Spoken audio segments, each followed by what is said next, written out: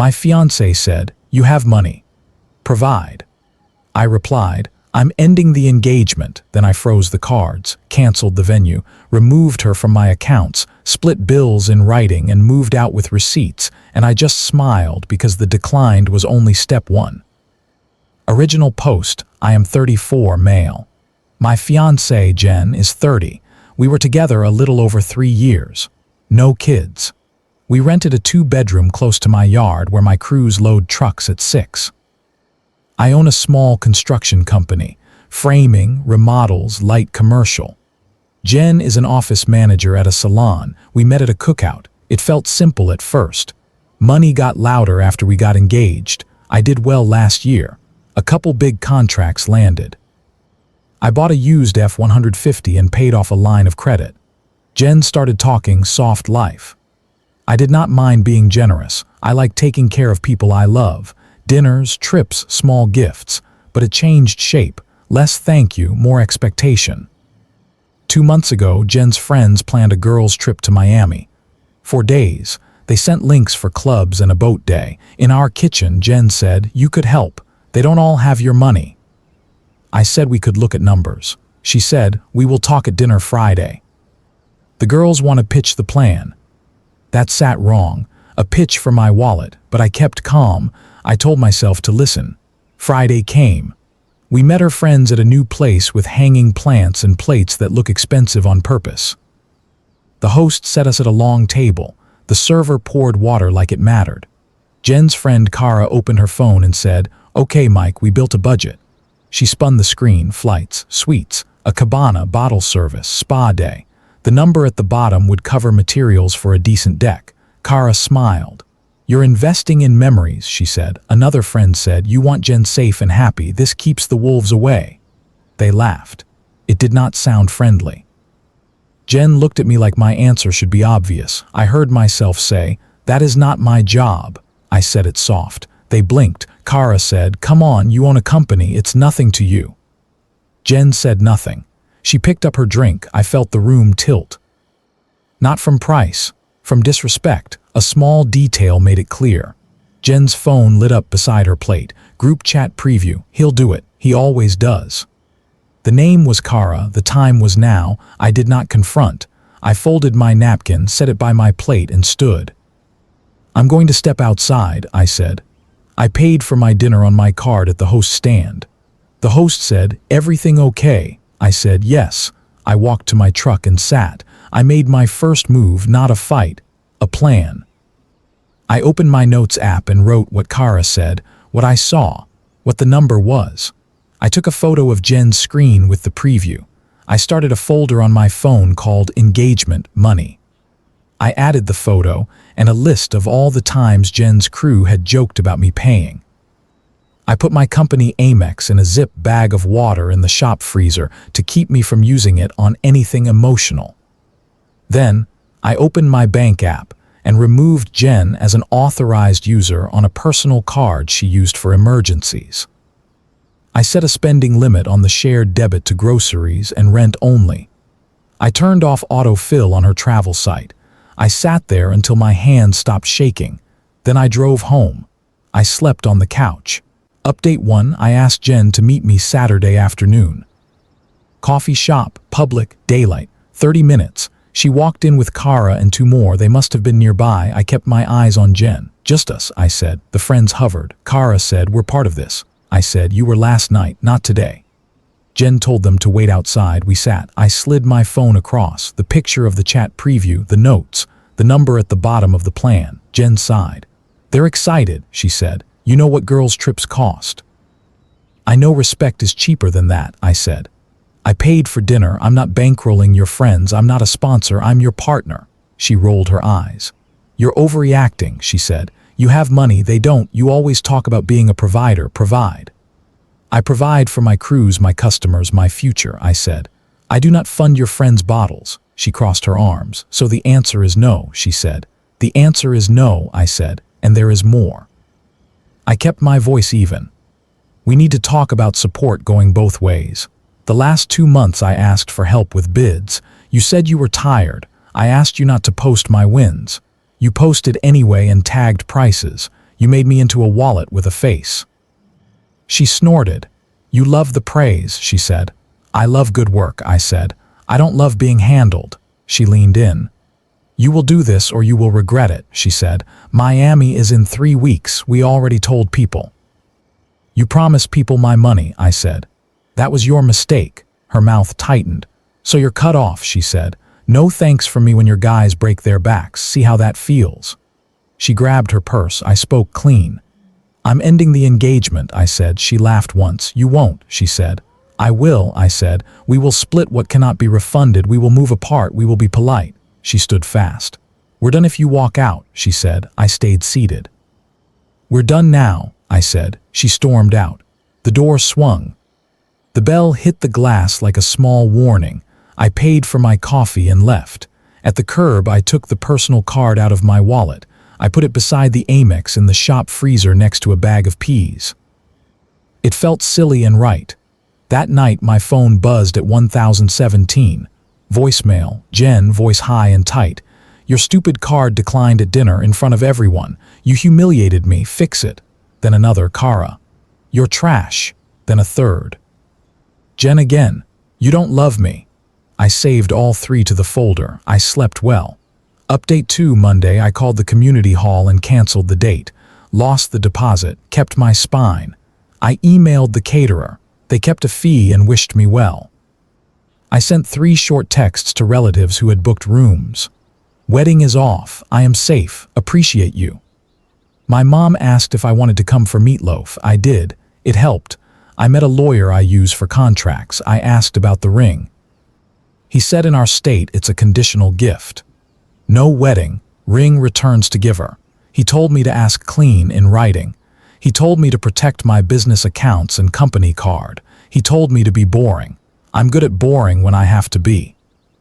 I changed every password we shared. Streaming, grocery delivery, travel points. I removed Jen as an authorized user on a hardware store card. I turned off the salon's friends and family discount that had somehow been linked to my name.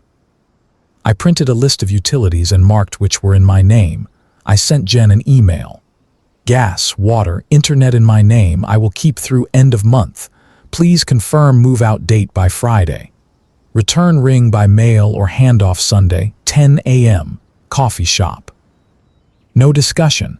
Receipts attached for canceled vendors. I will split unrecoverables. She posted on social. A photo of a cocktail and a line about men who stunt your growth. People wrote hearts. Kara posted, if he wanted to, he would. A buddy sent screenshots. I said, thanks. Don't post, not our business. Jen tried money next. You owe half the Miami suit deposit. We did it for you, she texted. I replied by email. I did not authorize any Miami expense, not liable. Cancel within window. She wrote back. You are embarrassing. I didn't respond. 2 days later, the salon messaged my business Instagram asking if I would sponsor a beauty event. I replied with the work email and a price sheet. They did not write again. The card freezer gag turned real. Kara tried Jen's old saved number at dinner again. Declined. Jen left a voicemail that started with, they think I'm lying. I saved it. I did not enjoy it. I filed it.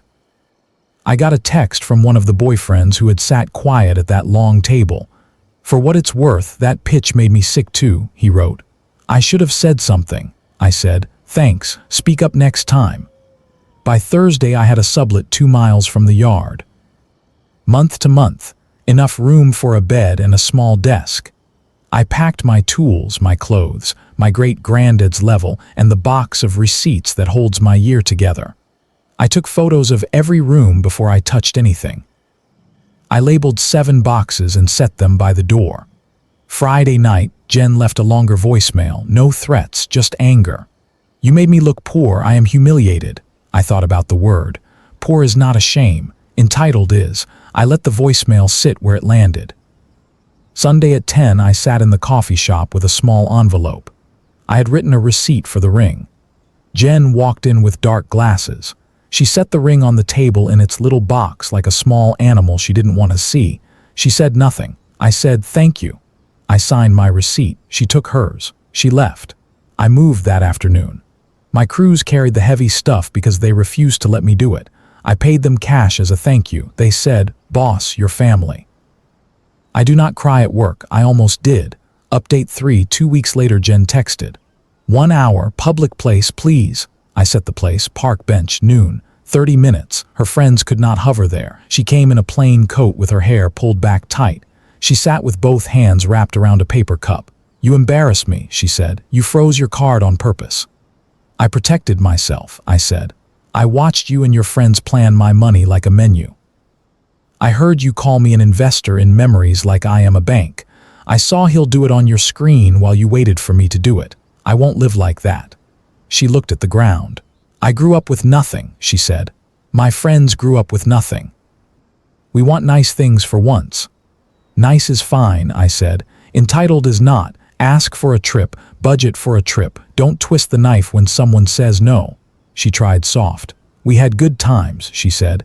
"You took care of me when I had the flu. You held my hand when my car died at the light. I love that man." "That man needs respect," I said. "Not a committee for his wallet." She took a breath. "We could fix it," she said. "No more Kara. We can set a budget and a prenup.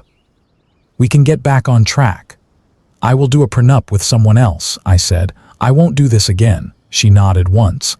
"I thought you liked being the provider," she said. "It made you feel big." "It made me feel useful," I said, "until it made me small." We sat in the quiet. A kid ran past us with a paper airplane that landed nose first and stuck in the grass. He laughed anyway. "Goodbye," she said. "Goodbye," I said. Final update, it has been 6 months since the dinner with hanging plants and the pitch for my pride. My life is smaller in the way that fits. I moved into a duplex near the river with a garage deep enough for a workbench and a shelf for screws sorted by size. I keep a key bowl by the door. I hang my high-vis vest on a hook. I eat at my table and not in my truck more days than not. Work thrived. I focused. I bid clean. I kept my crew steady. We landed a library remodel that I wanted for years. The city inspector shook my hand and said we run a tight site. My supplier gave me a small discount for paying early 3 times in a row. I bought better saws.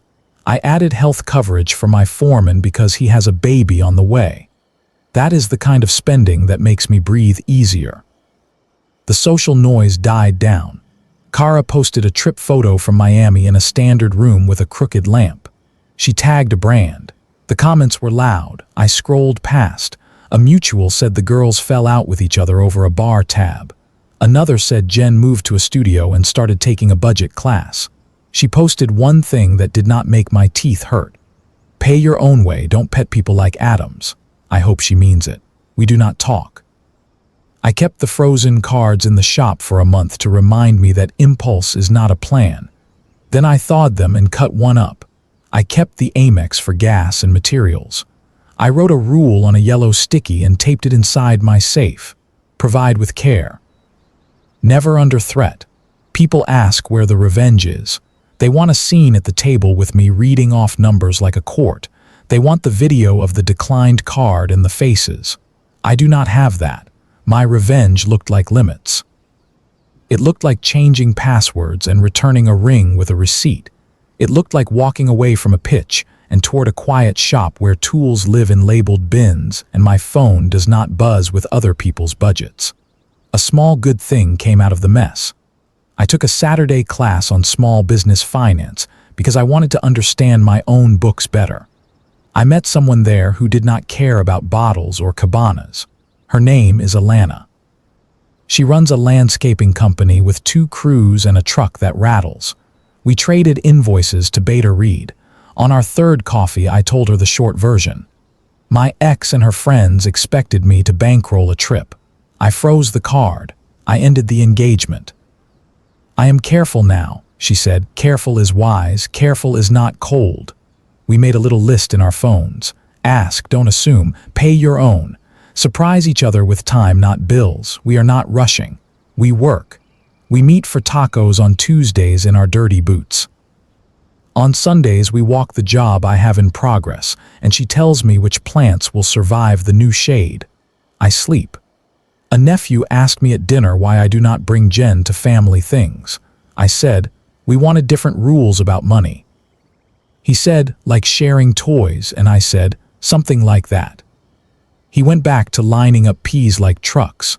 I kept one thing from the night of the dinner, not the bill, not the screen grab of the decline, a small index card from my truck where I wrote in block letters before I drove home. Listen, write it down. Don't fund disrespect. Leave clean. It sits in my top drawer next to a carpenter's pencil and extra utility blades. When I open the drawer, I see it. It does not sting. It steadies. If you are where I was, here is what worked. Believe the little sentence that makes your stomach go quiet. Put it on paper so your brain does not sand off its edges. Move money into light. Remove access that was given without respect. Meet in public. Keep your tone level. Return rings with receipts. Say less online than you think you need to. Let people who like drama perform for each other while you build a life. I do not hate Jen. I do not wish her bad trips. I hope she finds a circle where a budget is a plan, not a dare. I am grateful for a crew that lifts heavy things and for a mother who thinks meatloaf solves everything. I am grateful for a freezer that held a card long enough to let my head cool. I am grateful for a woman who brings me coffee and asks how many yards of mulch I want and waits for my number like it matters. Sometimes I drive past the restaurant with the hanging plants. It is just a room where people decide who they are. I wish the tables good conversations.